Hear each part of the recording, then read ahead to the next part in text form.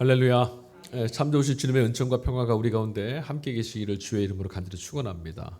삼위일체 주일 성부와 성자와 성령 되시는 거룩하신 이들이 한 분으로 하나됨으로 역사하시는 것처럼 저와 여러분 가운데도 예수 그리스도의 이름으로 모인 저와 여러분의 인생과 삶에도 한 분으로 한 운명으로 우리와 함께 계실 줄을 믿고 믿음의 한 걸음 힘차게 걸어가실 수 있기를 간절히 소망합니다. 사람다움, 인간됨, 그러니까 사람답게 사는 것, 인간으로서 살아가는 삶 그 자체를 우리가 그 실체가 무엇인지를 마주한다라는 것은요, 사실 꽤 곤혹스럽고 어려운 일입니다. 철학자들은 이 문제에 대해서 깊이 고민해 왔고 그 문제를 끊임없이 들여다봤습니다. 근대 철학자인 토마스 홉스라는 사람은 자연 상태에 있는 그대로의 인간 상태를 뭐라고 정의했냐면 만인에 의한 만인을 향한 투쟁이다. 참 비참하지 않습니까? 그러니까 서로가 함께하는 인간 삶이라는 것이 서로를 향한 투쟁이다. 모두가 똑같다. 이렇게 정의했어요. 실존주의 철학의 거장이라고 할 수 있는 장폴 사르트르라고 하는 사람이 있습니다. 그는 자신의 희곡인 닫힌 방이라는 곳에서 아주 유명한 표현을 하나 했습니다. 들어보셨을지 모르겠습니다. 영화 제목도 있더라고요. 타인은 지옥이다. 저는 이런 철학자들의 이 분석과 또 평가가 인류 역사 전체를 관통한 아주 날카로운 통찰이라고 생각합니다. 정말 그런 것 같습니다. 우리가 길을 지날 때뿐만 아니라 뉴스를 보거나 가까운 사람들과 관계를 맺는 이런 일상의 관계 속에서 가만히 들여다보면 정말로 사람살이가 우리는 서로에게 가시가 되어버린 채 살아가고 있는 것만 같습니다. 오히려 누군가 없으면 더 편했을 텐데, 누군가 없으면 평안했을 텐데, 누군가 함께하는 시간 때문에 일상이 깨지고 평화가 깨지고 슬퍼지고 서글퍼지고 분노할 때가 참 많은 것 같습니다. 그러니까 멀리서 볼 때는 참 괜찮아 보여요. 사람살이 괜찮은 것 같습니다. 우리나라 참 좋지 않습니까? 그런데 타자의 숨결이, 다른 사람들의 숨결이 느껴질 만큼 가까운 거리에 들어서고 보면 평화가 온데간데 없이 실종되어 버립니다. 정말로 서로가 함께한다라는 것, 누군가와 함께한다라는 것이 오히려 불편해져 버린 시대를 우리는 살고 있습니다. 이처럼 안타까운 현실의 이면, 우리들이 살고 있는 모습들이 사실은 서로에게 너무 불편하다고 하는 이 본질적인 사건들을 성경의 첫 번째 책인 창세기 말씀 안에서도 들여다볼 수가 있게 됩니다. 성경은요, 세상의 처음 이야기를 우리에게 이야기해 줍니다. 오늘 읽은 본문 말씀이죠. 창세기 1장 1절부터 시작되는 이야기입니다. 그 말씀 안에 첫 시작 안에 우리가 살아가는 이런 불우하고 불편한 평화롭지 못한 서로가 서로에게 지옥처럼 되어버린 이런 세상의 형편을 세 가지 단어로 요약해서 설명해 줍니다. 저는 이 대목이야말로 우리가 살고 있는 일상과 세상의 민낯이 아닐까 싶습니다. 자, 히브리어 토후, 보후, 호세크. 우리말로 어떻게 번역되어 있냐면 혼돈, 공허, 흑암 번역된 말입니다. 이런 말씀을 읽으면 천문학이나 과학을 생각하시는 분들이 많이 있을 겁니다. 아무것도 없을 때 그때가 이랬겠지. 그러나 오늘 성서의 말씀은 아무것도 없다 혹은 무엇인가 있다 무질 이거 이야기하는 게 아닙니다. 이 말씀은 흑암이나 혼돈이나 공허라고 하는 이런 단어들은 성경의 말씀은 존재로서의 의미가 완전히 실종되어져 버린, 그러니까 소망이란 희망이란 것이 무참히 끊어져 버린 처절한 사람들의 삶의 정황을 고스란히 녹여놓은 말이 바로 이 단어입니다. 성서 기자가 하나님께서 처음을 이렇게 여셨다고 하실 때, 기록할 때 이 단어를 쓴 것은 그가 지금 직면하고 있는 세상이 이런 모습이었다라는 거예요. 혼돈, 공허, 암흑. 절망스러운 형편이었다는 거죠. 그러니까 성서 기자가 지금 보도하고 있는 태초에는 처음 창조 때에는 이라고 말하는 그 공허함이란 것은요, 벼랑 끝에 서 있는 인간들이, 우리들이 마주해야만 해냈던 우리 내면의 이 황량함을 들춰내는 그런 일글거리로 우리가 봐야 된다는 거죠. 어둠이 온 세상을 덮고 있었다라고 합니다. 그때 혼돈을 뚫고 하나님의 말씀이 선포됐습니다. 창세기 그 이야기를 하고 있습니다. 사람들이 살아가는 세상이 온통 암흑 같을 때, 혼돈으로 가득하고 어둠으로 가득하고 모두가 절망 가운데 있을 때 하나님의 말씀이 인간의 절망을 뚫고 터져나왔다. 그러니까 이게 뭐냐? 어떤 가능성도 어떤 소망도 잉태할 수 없는 절망적인 상황에 내몰려 있은 우리들의 삶을, 우리들의 인생을 밝혀낼 수 있는 것은 언제나 하나님 말씀밖에 없다. 그런 고백인 거죠. 정말 그런 것 같지 않으세요? 세상이 온통 내 인생이 온통 어둠으로 뒤덮인 것만 같은데 도대체 우리의 걸음을 또 내디딜 수 있는 희망, 소망, 위로 여러분 어디서 경험하십니까? 저는 어디서도 그런 경험을 하지 못하겠습니다. 하나님의 말씀이 내 안에서 울려올 때 어둠으로 덮여있는 너의 삶에, 너의 걸음에, 너의 마음 속에, 너의 상황 속에 빛이 있으라. 하나님은 짙은 어둠, 벗어낼 수 없는 심연의 공포 속에 갇혀있는 존재들을 향해서 빛의 길을 내어주시는 분입니다. 그래서 오늘 창세기 1장 3절에 나오는 빛은 있으라 하셨던 그 말씀은 파괴와 배제로 내몰려서 비틀거리고 많은 우리들을 살려내기 위한, 그래서 생명의 빛을 드러내시고자 하는, 그렇게 일하시려고 하는 하나님의 본 모습을 보게 해주는 창이기도 합니다. 하나님은 무엇 하시는 분이라고요? 어둠에 내몰려 있는 이들의 인생의 걸음에 빛을 내어주시는 분. 그런 하나님의 창조의 정점에 빚어진 존재가 있습니다. 그가 누구냐? 바로 인간입니다. 오늘 말씀이 1장 26절, 우리가 우리의 형상을 따라서 우리의 모양대로 사람을 만들자. 우리의 형상을 따라. 형상이라고 번역된 히브리어 단어가 체렘이라고 하는 단어인데요. 이 단어가 성서 기자가 이 창세기 말씀을 기록했던 당시에 어떻게 사용됐냐면 고대 근동에 군림하던 제국의 왕들, 그들의 신상이 있어요. 곳곳마다 신상을 세워둡니다. 여러분 거대한 신상 같은 거 보신 적 있죠? 군림하는 제국의 왕을 드러내주는 신상을 세우는데 그 신상을 의미하는 단어가 체렘이었어요. 그러니까 그 신상을 보면 누구를 떠올리게 되죠? 왕을. 그 신상을 보는 순간 왕의 위엄을, 왕의 권력을, 왕의 통치를 우리는 보게 됩니다. 그 왕을 보여주는 것들이 형상입니다. 절대군주만이 신의 대리자의 형상을 가질 수 있다. 그걸 표현해내는 게 다른 제국들의 체렘이었어요. 그런 시대에 성서는 황무지 같은 퍽퍽하고 불모지 같은 땅을 걸어야만 하는 나약한 인간들, 여기에는 모든 사람을 뜻합니다. 창세기의 말씀에는 하나님께서 사람을 지었다라고 기록하셨지 어떤 이들을 특별한 누구를 지었다고 말씀 안 하고 있으니까요. 사람, 나약하고 불우하고 어둠이 짓눌리면 파괴되고 무너지고 망할 수밖에 없는 인간 개개인 모두 차별함 없습니다. 누구라도 하나님의 형상, 다시 말하면 그분의 닮은 꼴이자 그분을 대리할 수 있고 그분이 여기 계심을 보여줄 수 있는 이들이라고 선언하고 있는 겁니다. 오늘 우리는 어떻습니까? 잘 살고 부자되고 건강하고 형통한 사람들 보면 하나님이 복 주시는 자는 저런 사람들이라 말하려고 합니다. 눈물 흘리고 상처받고 무너져 있는 이들은 하나님이 계시지 않는 것처럼 말합니다. 창세기 첫 장에서 우리가 보게 되는 하나님이 사람을 하나님의 형상으로 지으셨다는 말씀들은 우리들의 그런 사고를, 우리들의 가치관들을 다 무너뜨리는 겁니다. 인간은 그 자체로 존엄하다. 그 누구도 침해할 수 없는 고귀함을 하나님께로부터 부여받았다.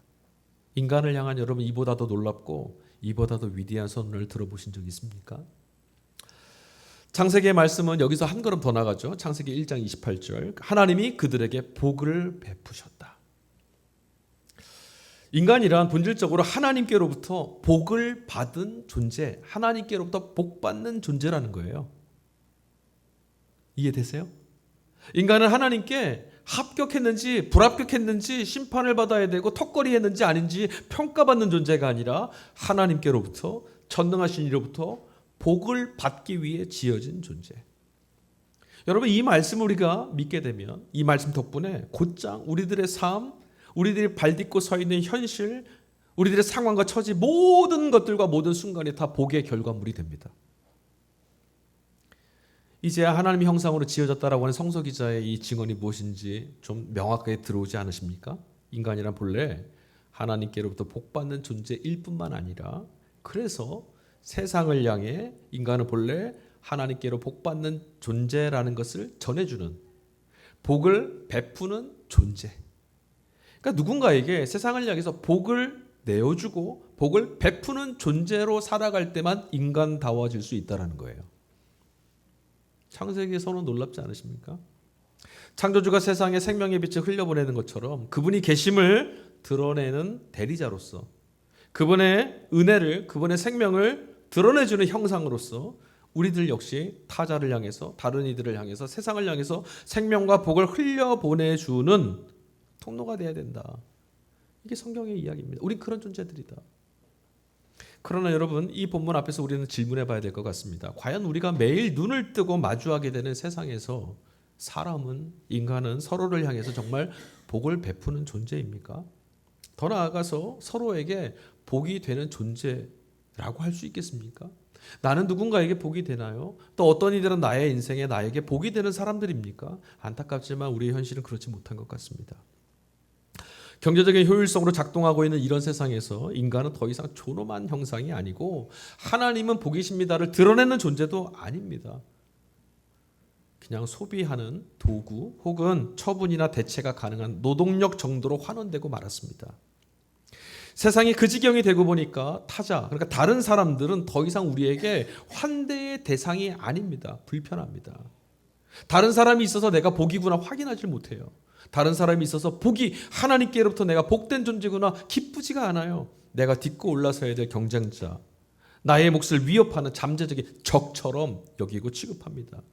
내 편이 아니면 나를 파괴할 악당이라고 우리가 손가락질합니다. 지금 이 순간에도 우리는 타자에게 따뜻한 품이 되어주기보다는 서로의 심장에 가시를 박아놓는 날카로운 존재로 서로를 경험하고 있지 않습니까? 타인의 틈바구니 안에서 나로서 존재할 수 있는 주체성이 자꾸 위협받는 이런 세상을 살다 보니까 앞서 실존주의 철학자 사르트르의 말처럼 끊임없이 우리는 서로를 대상화하고 감시하게 되는 정말 타자가 지옥인 것처럼 살아가는 세상을 만들고 있습니다. 창세기 말씀은 하나님에 의해서 이루어진 창조를 두 가지 말씀으로 우리에게 표현하는데 1장 31절과 2장 1절 말씀입니다. 1장 31절은 이렇게 쓰여 있습니다. 하나님은 하늘과 땅과 그 가운데 있는 모든 것을 다 이루셨다. 2장 1절 하나님이 손수 만드신 그 모든 것을 보시니 보시기에 참 좋았다. 좋았다. 히브리어 토브라고 하는 단어죠. 하나님에 의해서 지어진, 하나님에 의해서 존재되어진 모든 것들은 온전하였고 모든 것이 아름다운 상태였다라는 것을 우리에게 말해줍니다. 그러나 하나님께서 보시기 좋았다던 그 창조의 질서는 오늘 우리 인간의 탐욕과 오만으로 인해서 심각하게 일그러져 있습니다. 여러분 한번 자문해 보십시오. 여러분이 살아온 한 주의 시간, 내 삶, 나를 둘러싸고 있는 것들이 정말 보기에 언제 어디서 무엇을 보아도 참으로 좋았다라고 고백이 되십니까? 생태계가 신음하고 있습니다. 모든 것들이 다 깨어진 것 같습니다. 하나님이 지으신 것들이 좋아 보이질 않습니다. 공동체와 사회가 혐오와 분열로 갈등으로 갈갈이 찢겨져 가고 있습니다. 정말 큰 문제가 일어나고 있는데 다들 아무렇지도 않은 것 같습니다. 특히나 기독교인들 우리 교회가 이 세상이 이렇게 찢겨져 가고 있는데도 아무렇지도 않은 것 같습니다. 오히려 되려 그들 안에 모임마다 편을 놔두고 갈라져서 찢고 있습니다. 성경은 하나님께서 세상을 보시기에 좋았다라고 정의합니다. 세상은 본래 그런 겁니다. 그렇다면 대체 이렇게 일그러지고 대체 이렇게 좋지 못하고 대체 이렇게 지옥처럼 보이는 이런 세상, 상처 입은 이 피조 세계를 다시금 회복시켜야 될 책임은 누구에게 있는 걸까요? 하나님 왜 세상을 이렇게 방치하십니까? 하나님 왜 세상을 이 모양으로 만드신 겁니까? 우리는 흔히 이런 모든 책임을 하나님께 전가하려 들죠. 하지만 성서의 말씀을 오늘 우리가 읽은 말씀만 읽어봐도 하나님께서 이런 우리 물음에 이미 답을 해주셨다는 것을 우리는 알게 됩니다. 하나님은 우리를 이미 당신의 대리자로, 권한을 가진 자로 세우셨고 당신이 여기 계심을 대신해 줄 수 있는 자로 불러주셨으며 세상을 향해서 복을 베푸는 자로 삼아주셨습니다. 복을 베푸는 자로 삼으셨으니까 복은 누가 주실까요? 공급은 하나님이 하실 겁니다. 우리가 대리자로 서 있으면 우리를 통해서 세상에 복이 흘러가게 됩니다. 그런데 지금 세상에 복이 보이질 않습니다. 사람들이 존엄이 깨집니다. 이것은 우리가 대리자로 서 있지 못하다는 증거겠죠. 그게 바로 하나님의 형상이라는 겁니다. 그러니 세상이 이 지경으로 깨어진 것도 이런 세상을 회복시켜야 될 책임도 하나님 형상으로 지어진 본래 그런 존재로 지어진 우리에게 달려있다고 해야 옳지 않겠습니까? 여러분 회복이라는 것은요 하늘에서 뚝 떨어지는 어느 날 갑자기 이루어지는 기적 같은 사건이 아닙니다. 타인을 지옥으로 만들었던 우리가 멈추어서 점점 왜 사람 살기가 이렇게 힘드냐라고 하는 이 시대의 걸음을 잠깐 멈추고 타인의 아픔을, 타인의 눈물을, 타인의 괴로움을 내 아픔으로 껴안을 수 있는 복의 통로로 돌이킬 때, 그때 비로소 시작되는 게 회복이죠. 그리고 그때만 우리는 평화를 경험할 수 있습니다. 감사한 것은 뭐냐? 제가 이렇게 말씀을 드리고 나면 그러면 평화는 이루어질 수 없고 우리의 사회는 절대로 복이 되지 않겠구나 낙담하실 수 있습니다. 자연스러운 겁니다. 맞습니다. 그런데 감사한 게 뭐냐? 하나님께서 이 무거운 책임을 우리에게 몽땅 짊어지도록 두고 보시지 않는다라는 겁니다. 하나님은요 언제나 우리와 함께 계십니다. 하나님은 멀리 떨어져 계시지 않습니다. 그리고 우리와 함께 계시면서 무엇 하시는 분이라고 그랬습니까?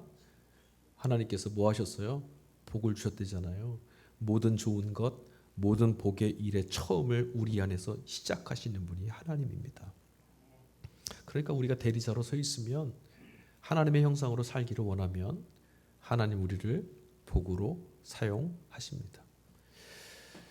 그러니까 우리가 이 무너진 기초를 다시 쌓아 올리는 일, 하나님이 시작하실 겁니다. 그리고 이루실 줄로 또한 믿습니다. 이런 일이 구체적인 역사 속에서, 구체적인 우리의 삶 속에서는 어떻게 일어날 수 있을까? 이걸 보여주는 게 오늘 같이 읽은 이독서 본문입니다. 고린도후서 13장 말씀이었죠. 고린도후서 13장 11절에 바울 사도가 이렇게 말합니다. 여러분은 같은 마음을 품으십시오. 화평하게 지내십시오. 그리하면 사랑과 평화의 하나님께서 여러분과 함께 하실 것입니다. 사도 바울이 고린도 교회에 써보낸 편지의 마지막 인사말이에요. 마지막 인사말. 고린도 첫 번째 편지와 두 번째 편지의 마지막이거든요. 고린도 교회는 여러분 잘 아시겠지만 은사가 넘쳐났던 교회, 그러니까 신령하다고 칭찬받는 교회, 대단한 교회였습니다. 아주 뜨거웠습니다. 그런데 동시에 파당, 분열, 갈등, 시기, 질투로 얼룩져 있는, 서로가 서로에게 송곳같이 찌르고 서로가 서로에게 너는 틀렸다라고 비난하고 서로가 서로에게 나 정도는 돼야 되지 않냐고 으쓱대고 자랑하는, 그야말로 타인이, 다른 사람이 지옥처럼 돼버린 그런 공동체였습니다. 저는 우리 교회 공동체 안에서 이런 모습이 절대로 일어나지 않기를 간절히 소망합니다. 저 사람이 있어서 숨을 못 쉬겠고, 저 사람이 있어서 교회 나가기 싫고, 저 사람이 있어서 화가 나고, 저 사람이 있어서 눈물이 뚝뚝 떨어지는 그런 교회는 지옥 같은 공동체입니다. 근데 우리들 착각은 뭐냐면, 나는 저 사람 때문에 지옥 같은 공동체를 경험한다고만 말합니다. 내가 누군가에게 지옥이 될 수도 있습니다. 자, 이런 교회를 향해서 바울이 제시한 해법이 있어요. 오늘 본문에 나온 겁니다. 너희는 마음을 같이 하라. 너무 단촐하죠. 이게 답이 될 수 있을까요? 예, 답이 됩니다. 마음을 같이 하라. 여러분, 마음을 같이 하려면 어떻게 될까요? 우리가 서로서로와 마음을 한 마음이 되려면 어떻게 해야겠습니까? 제가 여러분에게 여러분 오늘 이 시간 이후부터 서로가 한 마음 되셔야 됩니다라고 한다면 무엇부터 하시겠습니까? 생각이 나시나요? 떠오르나요? 안 떠오른다면 한 번도 고민해 보지 않았던 거죠. 마음이 같아지려면요, 먼저 해야 될 게 있습니다. 내가 아니라 상대를 먼저 생각해 봐야 됩니다. 상대의 자리에, 상대의 입장으로 내려가서 그의 시선으로 세상을 바라보고 그의 눈으로 지금 여기를 들여다보는 수밖에 없습니다. 그래야만 압니다. 아, 그래서 그런 거구나. 그래야 하나 되죠. 오늘 우리 시대는요, 상대의 자리는 가지 않습니다. 네가 내 자리로 올라오라고, 나와 똑같아지라고 강요하고 윽박지릅니다. 내 안에 단단히 굳어져 있는 이기적인 마음, 그 담장을 허물고 낮아지는 것이 우선이란 말씀이죠. 우린 이걸 예수님께 이미 배웠잖아요. 담장을 허물려면 나의 안전지대를 포기해야 됩니다. 기꺼이 다른 사람과 그 타자의 불확실성, 그 사람이 어떻게 될지 모르잖아요. 내가 선행을 베풀어도 그가 안 받아줄 수 있습니다. 내가 잘해도 그 사람이 엉터리 같은 사람으로 반응할 수도 있습니다. 이런 불확실성을 환대하려는 마음을 가져야만 합니다. 환대, 기꺼이 기뻐하고 받아들이고 용납해줄 마음을 갖고 있어야 된다는 거죠. 그런데 이게 우리 자신에게 무척 불편하고요, 위험천만한 일이 아닐 수 없습니다. 내 평화가, 내 기득권이, 내가 예상했던 것들이 깨질 수 있거든요. 우리 아이들이 들어오면 어떠세요, 여러분? 참 좋다예요? 아이고 시끄러워해요? 참 좋다죠. 이게 환대하는 마음에 기꺼이 그의 자리를 용납해야 되죠. 우리 그런 말 우리 자주 하잖아요. 아이가 조용하면, 아이가 아무 말이 없으면, 아이가 어른처럼 얌전하게 있으면 어떤 거예요? 아픈 거예요.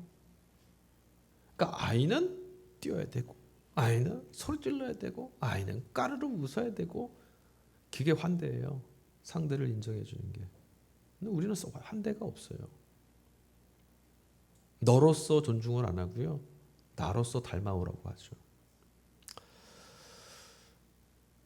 바울은 평화를 이루는 사람들, 타인의 고통에 공명하고 그래서 내 담장을 기꺼이 허무는 사람들을 사랑과 평화의 하나님, 그와 동행하는 사람들이라고, 하나님의 형상을 닮은 이들이라고, 하나님이 지금 여기 계심을 드러낸 대리자로 세워진 자들이 분명하다고 단호하게 말하고 있습니다.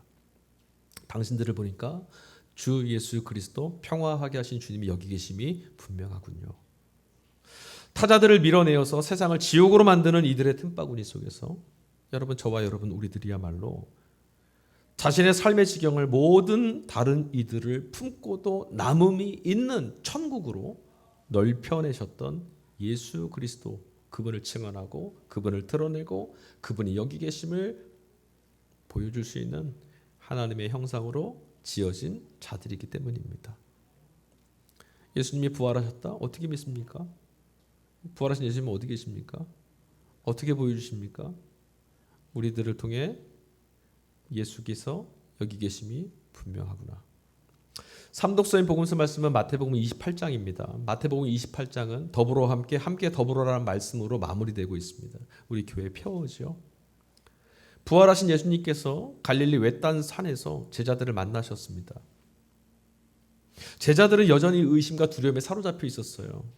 마태복음의 마지막 부활하신 예수님께서 찾아오신 그 대목인데도 여전히 두렵고 여전히 의심이 돼요. 그러니까 부활이라고 하는 경이로운 사건을 접하였음에도 불구하고 인간은 참 연약하고 인간은 상황에 따라서 불신에 떨어지고 무너질 수밖에 없는 그런 존재라는 거죠. 우리도 그렇지 않습니까?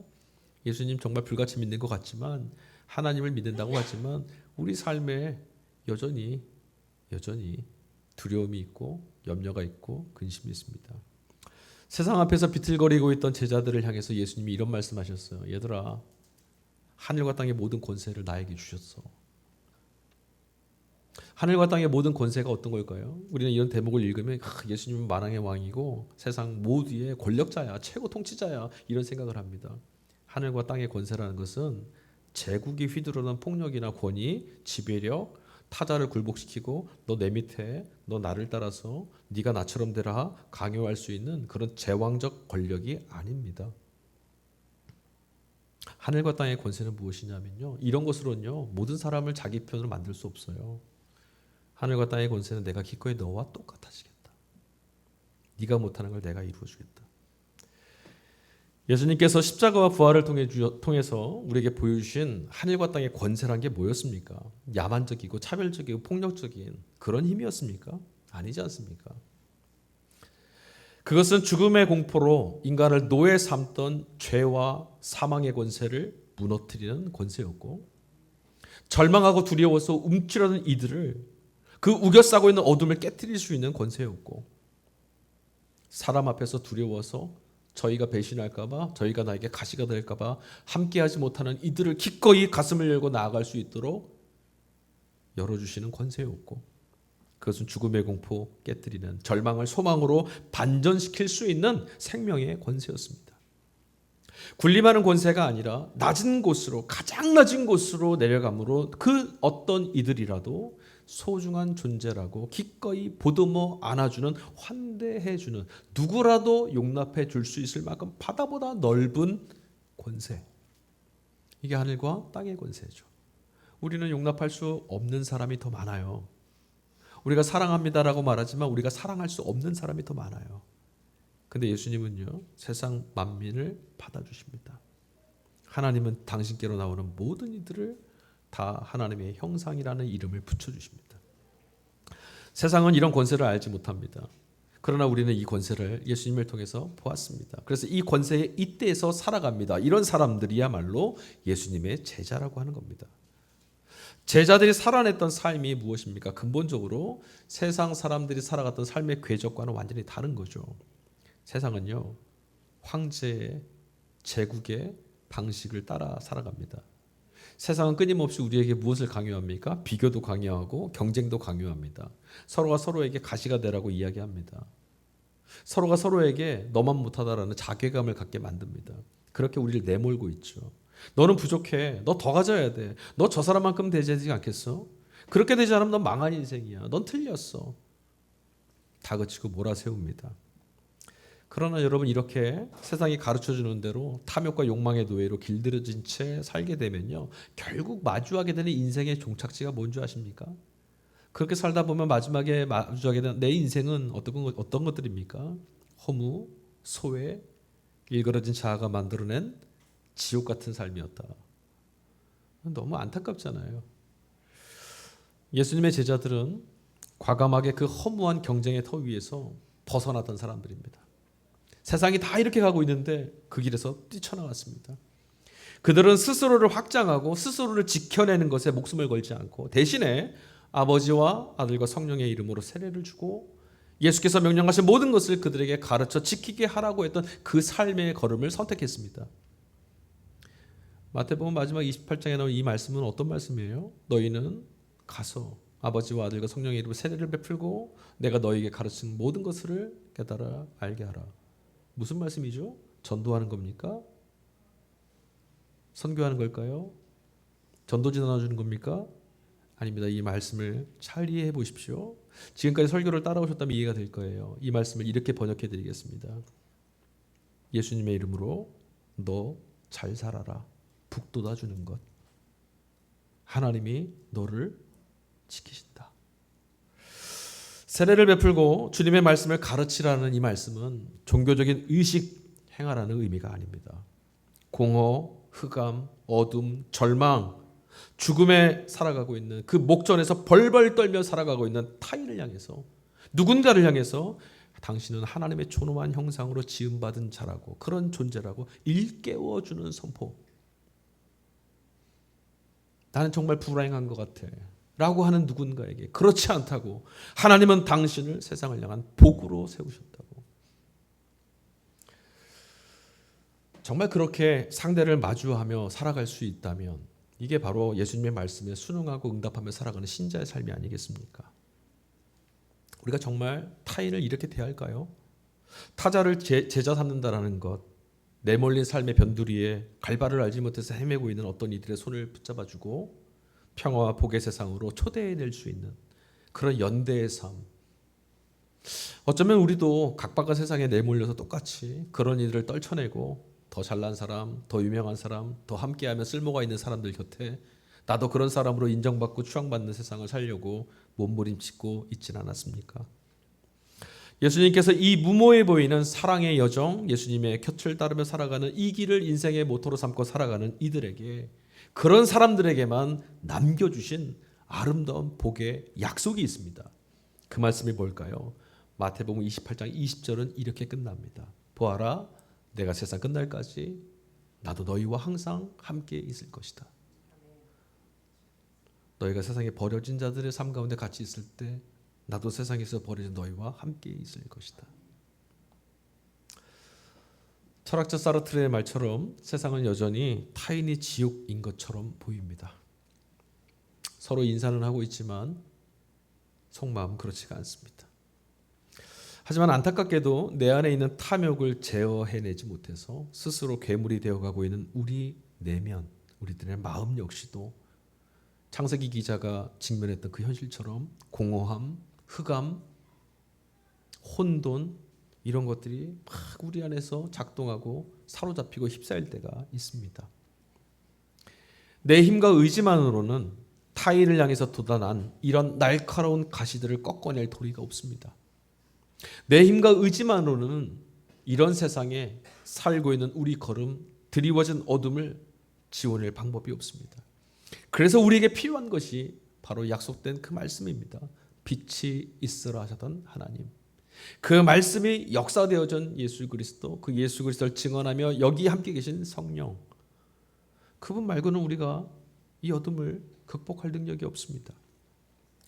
성령 강림, 성령이 우리 가운데 임하셨다. 이것은요, 이런 지옥의 문을 깨뜨려 버리시는 하나님의 강력한 창조 역사, 그 사건을 말하는 겁니다. 그러니까 우리가 성령이 오셨다, 난 성령을 경험했다, 성령 충만하다라고 말하는 그 고백은 무엇이냐? 내 삶을 짓누르는 지옥의 힘, 이 어둠의 권세가 다 깨어졌다. 하나님이 깨뜨리셨음을 나는 경험하였다. 난 자유하다. 여러분, 이 고백하시는 게 성령 강림이라는 거예요. 손에서 레이저 나가는 게 아닙니다.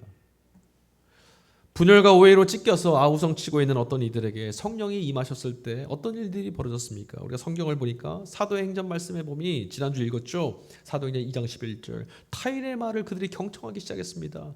성령이 임하신 제자들의 온갖 말들을 모든 사람들이 알아듣습니다. 듣습니다. 사도행전 2장 44절 서로가 각자의 소유를 통용하였고 타인을 천국으로 마주하는 전혀 다른 완전히 새로운 시간의 밀도로 그들의 인생의 걸음을 살아가기 시작했다는 거예요. 오늘 부활하신 주님이 성령을 통해서 우리 안에 잠들어 있던 하나님의 형상, 하나님의 체렘, 곧 복을 베푸는 존재, 하나님께 복받는 존재로서의 본능을 다시 일깨워 내실 수 있기를 간절히 축복합니다. 교우 여러분, 우리는 더 이상 일그러진 세상의 모습에 낙담할 필요가 없습니다. 이 주일이 오기 전까지, 주의 말씀으로 돌이키기 전까지 저도 한숨 쉬고 낙담했습니다. 세상을 볼 때마다 소망이 보이질 않습니다. 그러나 지금 이 순간 우리 안에 태초의 공허와 혼돈 위에 운행하시면서 빛이 있으라 말씀하신 그대로 이루셨던 하나님, 그 하나님의 신 성령께서 우리 가운데 함께하고 계십니다. 성령은 우리를 두려움으로부터 해방시켜서 세상의 경쟁과 탐욕이 만들어낸 이 지옥을 향해서 담대하게 걸어갈 수 있도록 빛을 열어가십니다. 성령의 권능을 힘입을 때 우리는 비로소 내 안전지대라고 하는 담장을 허물고 나를 찌르는 가시를 예수 그리스도의 품으로 품어낼 수 있고 공허한 타자의 가슴 속에 결핍되고 혼돈 가운데 내몰려 텅텅 비어버린 누군가의 가슴 속에 빛이 있으라 하셨던 하나님 말씀을 새겨 넣어줄 수가 있습니다. 우리가 마주하는 타자를 지옥이 아니라 성령이 거하시는 거룩한 전으로 변화시키는 삶, 그게 바로 성령과 동행하며 부활을 살아가는 그리스도인만이 경험할 수 있는 하늘의 놀라운 신비요 은혜요 능력인 줄로 믿습니다. 우리를 하나님의 빛으로 부르셨으니 우리가 걸어가는 것의 어둠은 사라질 겁니다. 세상은 여전히 공허하고 삶에는 혼돈이 가득하죠. 그러나 성령의 바람은 우리 가운데 강력하게 불고 있음을 여러분은 믿으십시오. 하늘과 땅의 모든 권세를 지니시는 삼위일체가 되시는, 삼위가 한 분 하나님 되시는, 연합하여 지금도 함께 계시는 하나님께서 탄식하는 이 세계를 향하여 우리를 흔들어 깨우고 말씀하십니다. 너희는 성령의 능력을 힘입어 어둠을 밝히는 빛이여라. 성부와 성자와 성령 삼위일체 하나님의 거룩한 은총과 성령의 교통하심이 우리의 삶을 통해서, 여러분의 믿음을 걸고 걸어가는 용기 있는 한 걸음을 통해서 이 일그러진 세상을 다시 보시기에 좋았더라 하셨던 그곳으로 회복되어져 갈 수 있기를 빕니다. 이 거룩한 회복의 여정 위에 나서는 여러분과 저 우리 모두의 삶 가운데 어둠을 밝히고도 남음이 있는 생명의 빛이 충만하게 임하기를 주 예수 그리스도 이름으로 간절히 축원합니다. 아멘.